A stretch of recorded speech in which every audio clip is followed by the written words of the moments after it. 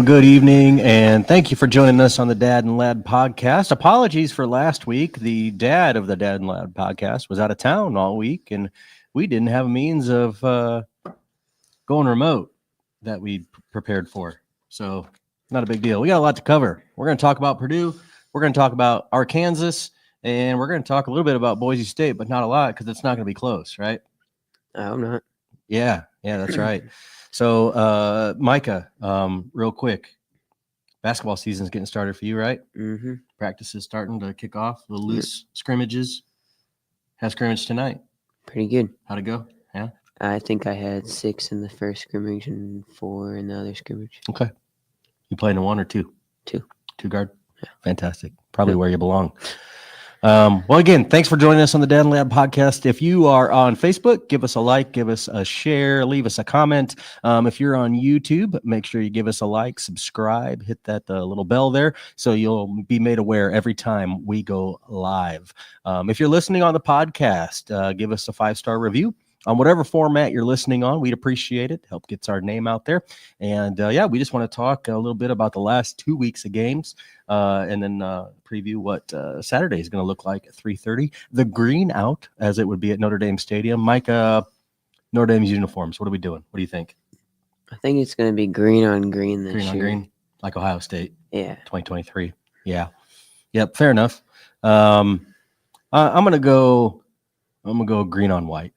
Yeah, they played well. As long as they don't go back to the green, blue against California. Yeah, we had gold pants and then green jerseys with blue letters. That was bad. And those were hard to read, honestly. So I doubt they'll go back to that. But all right, well, Purdue, we got a taste of what Notre Dame could be like in the second half. But let's rewind. We'll go back to the beginning of the game. We got through all of 28 minutes and 30 seconds before a rain delay. I think, Micah, tell me if I'm correct here. We were all a little uneasy up to that point. Oh, I mean, they had the ball on like the 20-yard line. It wasn't ideal. No. And they were about to, if they scored, it would have been a 1-score game. Yep. There was a bit to be desired in that first half of football. The one thing I will say, just in general, the run defense, which is a little weighted because in the second half, Purdue pretty much had to throw the ball the whole time. But in the first half, the run defense was actually solid. Devin Micah, their star running back, had 12 carries for 16 yards. That's 1.3 yards a carry. So we really shut them down as far as running the ball goes. And then again, once we got up a certain number of scores, it's just they're just flying the ball over the place trying to make something happen, which it didn't. Micah, first play of the game. Or first offensive play of the game. Was it 65 yards? Glorious. Dime. Yep, 66 yards to Malachi Fields from CJ Carr. Just to say, this Notre Dame offense is saying, hey, we can hit you up front, but we can go over the top of you as well. And I think that's something that we're seeing as we talk about Arkansas as well. I think this offense is better than last year's. I would agree. I would definitely agree. Yeah. Outside of that first game, which doesn't add up looking back on it. A lot of questions about that. But,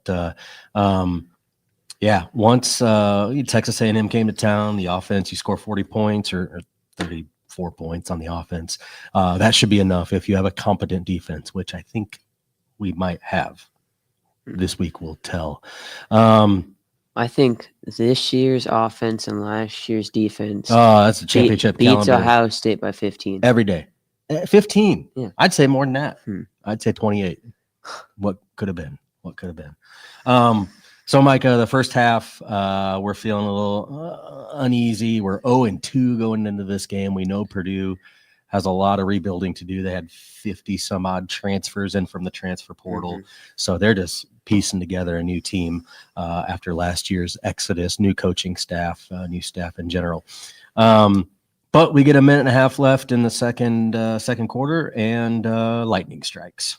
Never really struck. I think there was one lightning strike that was even close to the stadium. And then it kind of just rained. It just rained a little bit, but gave us a nice little 2-hour delay.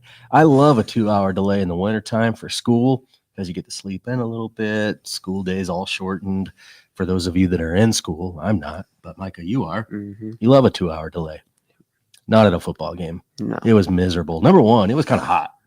It was muggy. The rain cooled it down, though. A little bit. And Notre Dame Stadium, they did not have the concessions open during that delay to start. For like the first hour. Yeah. Like, what in the world? I was starving. I don't know if it's because I was bored, but I needed something to eat, something to drink, and eventually things came to. So that was a little disappointing. And we're all thinking, oh, man, we're going to go play a minute and 30 worth of football, and then we're going to have a timeout or a halftime. And thankfully, the powers that be made a decision to count that as halftime. So we played out the next minute and a half, and that was glorious as well. Mm-hmm. Why? Because Mr. Jadarian Price came back with a 100-yard kickoff return, and it was Trucked those two guys. And funny enough, I thought as he was running into that scrum, I looked the other way, like I put my head down or something, or I turned around, and next thing I know, everybody's still cheering, and he bounced off and just kept going. Mm-hmm. So that was really exciting. So we get to the second half, and again, all bets are off at that point. That kickoff return really solidified Notre Dame's stance in that game. Man, not a lot to say except we were running the football. We were throwing the football. Jeremiah Love ended up with 157 yards on the day on 19 carries. Career high. That's kind of hard to believe after, his freshman year, a little bit here and there, you could see the quickness. And then last year, I could have sworn he had more than 157. But go figure. When you're splitting the load, as you were last year with 3 running backs, I guess it would be kind of hard to get to 157 yards, but not so this year. Let's see. Jordan Faison had a big day, 100-yard receiving day, 105 to be exact. It was good to see him. He has been kind of a highlight of the receiving core, honestly, from He's game to game. Carr's number one target. It seems to be. I think it goes, especially on those quick outs. Yeah, Faison, then Fields, definitely Fields. Yeah, Malachi Fields had a good day as well. Obviously, 66 of his 78 receiving yards were on that first offensive possession. But as we've seen throughout the previous 2 games and then in the Arkansas game, Malachi Fields has been a wonderful addition to this team. So really, some other things to highlight as far as defense goes. Boubacar Traore had a sack, 5 tackles. Bryce Young had a sack. He's finally coming to. Again, Jadarian Price with the kickoff return. One other thing. Golden getting his first interception. Dallas Golden, number 14, Dallas Golden. Good. Golden is thy fame, as they say.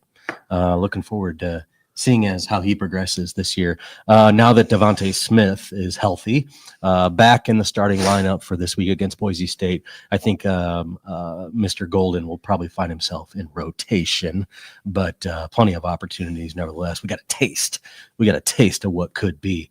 Another thing I highlighted off of this game, number one, we didn't punt the ball, which was fantastic.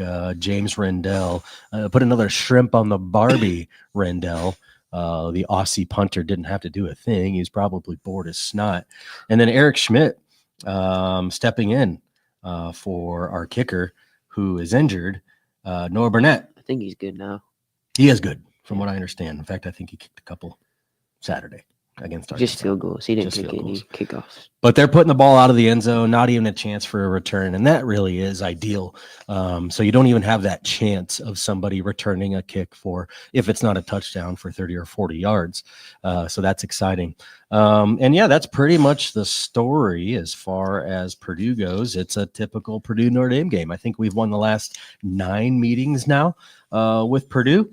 And I have a feeling the next time we meet, which I don't even know if they're on the schedule in the future off the top of my head. If they are, they'll probably dread the opportunity, and we'll be down at Ross-Ade Stadium to trounce about in our Irish way. So, Micah, anything else you need to hit on Purdue before we move on? Ryan, is it Brown? Yeah. Ryan Brown, 250 passing yards. Most of that was in the first half. Still. 250 passing yards to Purdue quarterback. Unacceptable. Yeah. Yep. And then again, that tale of two halves there. We saw that defense really lock in the second half. Micah, you had a little different perspective at this game. So again, we have season tickets. We kind of sit over in the end zone by the tunnel in row 15. And then my dad attended the game on Saturday, and I took the lass with me. Macy went with me to the game, and Micah grabbed a ticket and sat with Grandpa in his seats, which were kind of on the edge of the upper bowl and lower bowl. Were you on the 10, 15-yard line? Yeah, so definitely a different perspective. Mm-hmm. How was it there compared to our seats? You could hear the crowd. Oh, really? It was cool. Like you could hear how loud the crowd was and stuff. So we're down low in the bowl, and I think most of that noise goes over the top of us. And you're probably getting everything from the side. The student section, obviously, being across from you, they're certainly loud. I'd like to go up there sometime for a big game. Yeah. And see how it is over there. Okay. I mean, you can go up there anytime. It's a free country. Yeah. But anyway, just a little different perspective. And last time I took Macy to a game, she was all of 5 years old. And I always tell people it was the most expensive football game I've ever been to, because every quarter I had to get a snack. I was getting cotton candy. I was getting pretzels. I was getting ice cream. The list goes on and on. So I prepared myself for the worst in this foray into Macy's attendance. And by golly, well, we got a pretzel. What'd I tell you? That was about it. I think, we got our walking taco too. We got our walking taco on the way in. Hey, two units of food for a game is not exceptional. I think that works just fine. That's usually where we land. Yeah. 2 units sometimes of food just and like a drink. A hot dog and a drink. Of course, we had some extra downtime for this game. So what else are we going to do? Everybody's just standing there. Yeah. So anyway, it was a pleasure, Macy. Have you out anytime. All right. Anything else before we move on to Arkansas? Shout out to Nitro Tuggle, the Northwood product. Yeah. He had a touchdown. Yeah. Couple catches. That's all. Yeah. The Georgia transplant. He tried it down there in the SEC and it didn't fit, but he seems to be making a name for himself with the Boilermakers of Purdue. So yeah, shout out, Mr. Tuggle.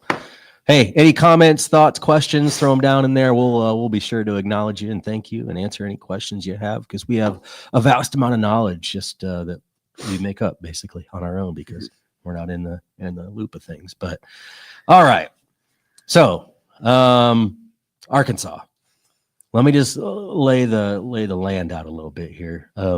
We had to make a tough decision last week to put down our 17-year-old dog, Lucy. We did that Friday morning, and that was probably one of the hardest things I've ever done in my life. I'm not going to lie.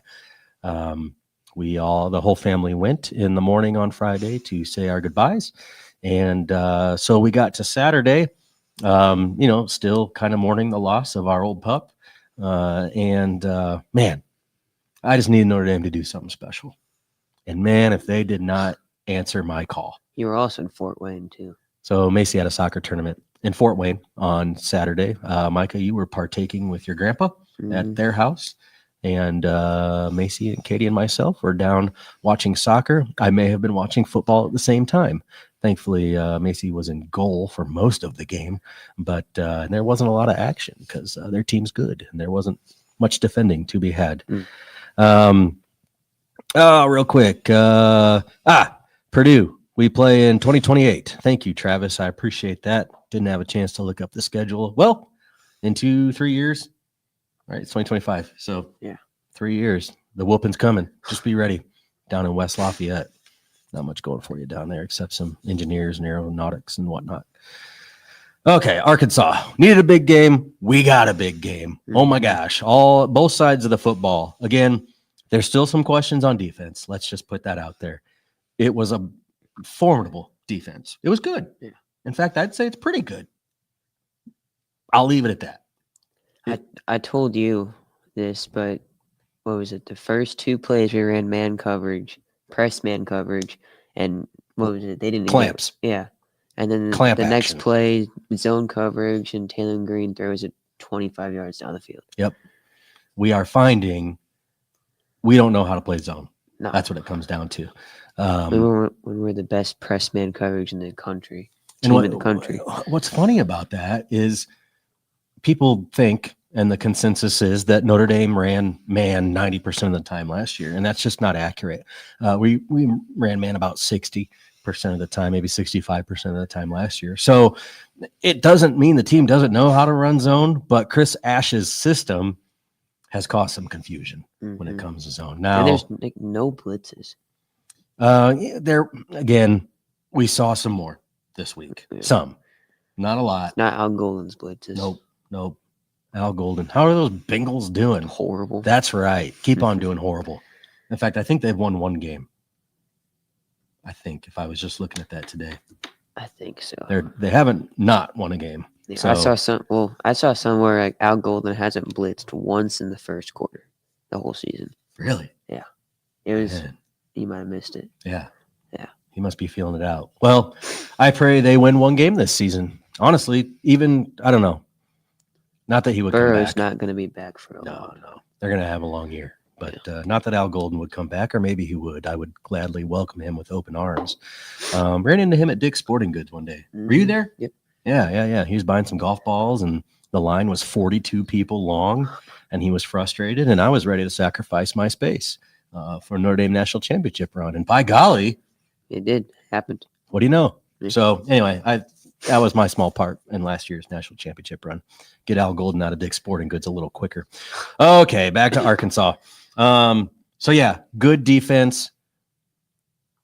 This might be the best offensive output I've seen since the Charlie Weiss era of 2005 and 2006, the Brady Quinn days. Seriously. All the Brian Kelly days, no, don't compare to what I saw on Saturday. It's only going to get better. It's only going to get better. We have so many weapons.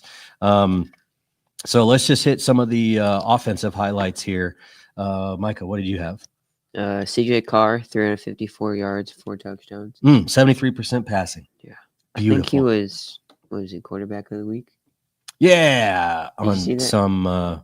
some outlet. Yeah. Had him. as the Faison, quarterback. 40 passing yards. Faison can throw the ball. I don't know I if mean, you he knew played that. quarterback in high school. He did play quarterback. Heck of a lacrosse player too. Jadarian Preston, Jeremiah Love. Both did their part. Yeah. You know, I didn't see Jabron Payne get any of his carries. When did he carry the ball? I missed it. I remember him getting the ball. It was like inside zone to the left. Yeah. And he got like a few. I'm assuming it was down. later in the game, right? Okay. Yeah. I didn't know if he'd see the field at all this year, but yeah. So again, Faison kind of being a highlight, 7 receptions, 89 yards, almost 13 yards a catch.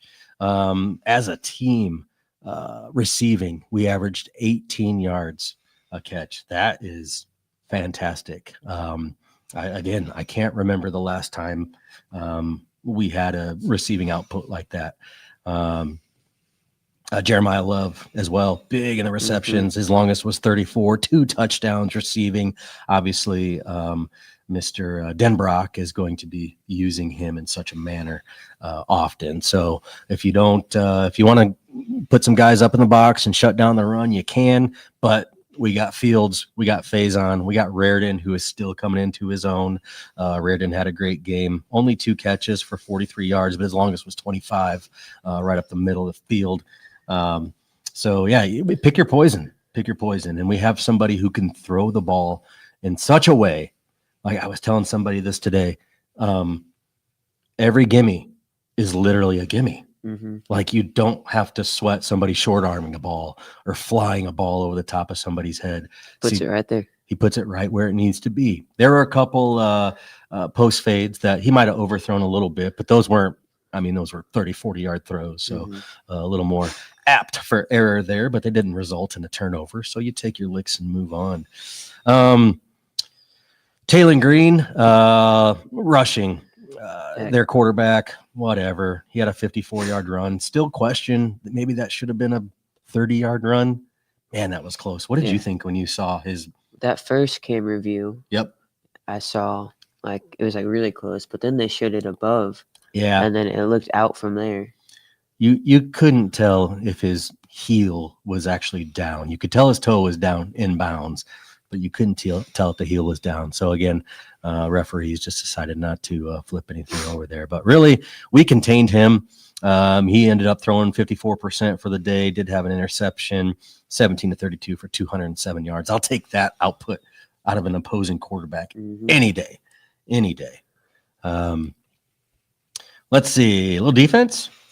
Yeah. How'd the defense do besides really good? Because that's what we'll say. They were really good. Adon Schuler and Tig Johnson were my key players in the game. I got Tig Johnson's glove, Purdue game. Oh, yeah, at the Purdue game. So we're close enough to the tunnel that Mr. Micah here, once people kind of funnel out, he funnels his way over by the tunnel, just within arm's reach of the players that come down the tunnel. And then what do you got? 6, 7 things over the years? More than that? I hate that. That was on accident. 7 or 8? Yeah, I think I have 7. 7? Yeah. Accommodation. I have 2 Tig Johnson. I got one last year. Jeremiah Love, Starring Price, Bo Bauer. I have a Jordan Faison like wristband thing. That's all I can remember. We got a nice little collection. Oh, Riley Mills, Greeno. Riley Mills. Yep. Don't forget about him. So I got a nice little collection going in the old bedroom there of all sorts of good stuff from Notre Dame players. Let's see. Boubacar had a sack. Patello had a sack. Sneed had a sack. Man, where's he been? Great question. Not playing. Nope. I'll tell you, between Drake Bowen, Kingston Viliama Asa, and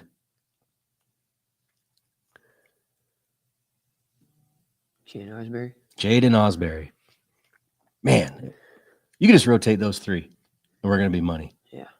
Bring Sneed in. Madden Faramo got some good PT on Saturday. It was good to see him. Wouldn't surprise me if he finds himself in a regular rotation as the season winds down here. He's making a name for himself. He is huge, too. Yeah. My gosh. I saw him. I thought he was like a fullback or something. He is thick. Man, what a man. Again, kicking. Good. Kickoffs out of the end zone. Didn't have to punt. We did have the one fake punt, which was beautiful. Yes. I was watching a breakdown of that play, and I mean, here's the thing. I don't know if they're going to overthink themselves down the road, but with Faison wrapping around the corner there, the fake to, was it Love that was in there? Yeah. They faked to Love going left. They're setting up for a variation of that fake field goal where somebody may see what was fake punt. Sorry about that. And they're going to pull a switcheroo, dunkaroo and go with the other way. And it's, I just wonder if a special teams coordinator is going to think that far ahead or if they're literally just going to be looking for what was. I don't know. I know Marty Biagi's got something up his sleeve, though. That was great. So the one time Rendell, shrimp on the Barbie, Rendell actually had a chance to punt. He didn't have to. He was like, all right, whatever, I'll walk off the field. So, wow. What a game. 56-13 final score. 2 weeks in a row scoring 56 points on the dot. That is, again, offensive output that we haven't seen for a long time. If we keep this up, which we can go there. Boise State. It's coming up. Where's that one name? Boise State. Their only offense, let's be honest, is their quarterback. Yeah. Who's that? Exactly. Maddox Madsen. Exactly. I had to look that up. Right? Yeah. He's been there a long time. He's a solid quarterback. He is. Yeah. But they're not good. Whatever. I mean, they have the 9th total offense in the country. They did get, I mean, let's be honest, they got slaughtered by USF, but they've performed well since, kind of playing some no-name teams for the most part. Yeah. But I don't think it's going to be close. Micah going into the game. Hey, first of all, it's going to be beautiful out Saturday. It's going to be like our last nice, like it's supposed to be hot. It's supposed to be in the 80s, maybe upper 70s. Steak sandwich time. Yes. So every year we make our way to the Knights of Columbus stand out in the middle of campus, kind of over by the dome, get ourselves a steak sandwich. It's now $13 or $14, but you get a steak sandwich, you get chips, you get a drink. a little A1. They used to put onions out there. I kind of missed that. I put onions on my sandwich, but a little tradition. We don't do it every game, but we do it once a season. Snap a pick. We'll be sure to share that when that happens. Got a card show in the morning? Yep. Right? I gotta wait for that. I'll tell you later. Oh, okay. We won't talk card show here. Yeah, so it's going to be a beautiful day. We'll be out and about, trancing about campus. Got a lot of people going to be out there that we'll pay a visit to. But when 3:30 kickoff starts, it's going to get dark because we're about to bring the thunder to the Boise State blue-haired Broncos or whatever. Yeah, I would highly, again, pick your poison on offense. We can say that the rest of the season. Mm-hmm. Like, we're going to run the ball or we're going to throw the ball, and either one's going to be victorious. So I would foresee, again, a healthy dose of Jeremiah Love. Mm-hmm. I think he'll get 100 yards this week, easy. I think Jadarian Price is going to have 100 yards rushing. We're going to have 2 100-yard rushing running backs this week. So we have that to look forward to. I also believe that Eli Raridon is going to find himself in the end zone with a touchdown pass, at least one. And Micah, what do you think is about to happen on offense? Anything outside of that? Yeah. I'm saying anything. All bets are off. These are exciting times from an offensive perspective. I want to see a trick play. Okay. Like well, flea flicker, reverse, whatever. Yeah. I just want to see one. You know, Lou Holtz said back in his day, if you're doing trick plays, it's because you don't think you can beat the team straight up. So back to Purdue with their little fake punt pass to the left. Oh, yeah. That was I was like, all right, stupid. This game's over. They're not about to do that all game. So anyway, yeah, it's not going to be close. Let's be honest. Score prediction. I don't even remember what I had. I think I'm going to do 42. We have to change it. Oh, yeah. Things have changed so much.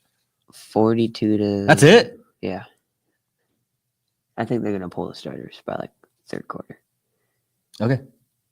So 42 to. Oh, no, I'm going to put it at like 45 to 17. 17. There we go. 2 touchdowns and a field goal. Yeah. For the Broncos. They're going to be like late game touchdowns, though. Okay. I'll take that. They'll put 3 on the board early. Yeah. How about that? I think there's going to be 1 touchdown. That's just going to be a fluke play. It'll happen. Kind of like Louisville and Ben Morrison last year. NIU. With that first that time. was the one I was thinking of. Oh. Yeah. Jeez. Anyway, bad memories. Yeah, you know what? I think we're going to do another 50 burger. I'm going to go 54 to 10. Okay. I think if we give up 10 or 17 points, either one, I think it's safe to say the defense has found their footing. I'm going to say it again this week. Because if Boise State puts up 25 on us, no, Chris Ash is gone. Oh, my gosh. I don't even want to think about that. Anything above a quarter, huh? Yep. Okay. Well, we'll keep that in mind. Let's hope that doesn't come to be. Either way, it's not going to be close. We're going to be playing some reserves in the latter half of the third quarter and the fourth quarter. Get that playing time up for everybody. Jabron Payne's going to get some carries. Yes, he is. Okay. Well, Micah. I have 2 more things to say. You have 2 more things to say. I won't cut you off. Go ahead. What you got? CJ Carr, I think he needs to chill on the deep ball. I love the deep ball. You're crazy. There's on the Arkansas game, there's so many midfield open crossing routes. He got a little. There's one to Great House. Got a little greedy. Double coverage, nailed the back of the helmet, and Faison was on that cut route. Yep, wide open. Okay. And then Will Pauling getting a touchdown. Okay. Another one. I can see that. Yeah, Pauling's been obviously came out of his shell a little bit in the Arkansas game. Had 3 catches for 53 yards and a touchdown. So yeah, let's keep adding to that total. Mm-hmm. So Pauling, Raridon's going to have a touchdown. I said so. There's 2 passing touchdowns. I think one of them's going to go to a running back. Let's be honest. Yeah, I think they're both going to get 1. Okay. CJ's getting 5 touchdowns this week. Yeah, think so. There's going to be no rushing touchdowns. No rushing all touchdowns. passing. Whoa. Hot take. Pow, pow, pow, pow, pow, pow, pow. For those are 2 things. Yeah. Okay. Well, we'll be looking forward to it.